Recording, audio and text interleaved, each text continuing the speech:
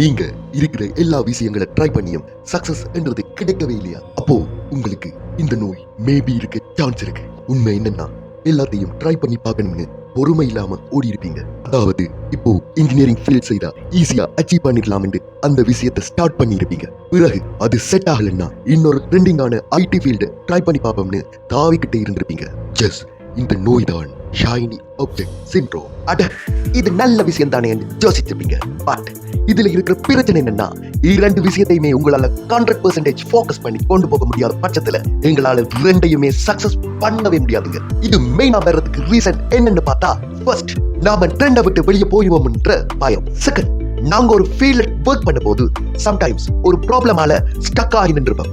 So அந்த விரக்தியில என்னத ஃபீல்டை choose பண்ணிருப்போம். தேர்ட், இந்த ஃபீல்ட்ல இனி கத்துக்க எதுவுமே இல்லைன்ற தாட் வரும்ல. இதனால நெக்ஸ்ட் போர் அடிக்குங்க. சோ இந்த பிரச்சனைகளால எங்களோட ஃபீல்ட்ல ஒரு கேப்பும் வந்து அந்த ஃபீல்ட்ல நாங்க ப்ரோவும் ஆகவே முடியாது. ஓகே, அப்போ இந்த பிரச்சனையை சால்வ் பண்ணவே முடியாதா? எஸ், இருக்கவே இருக்கு.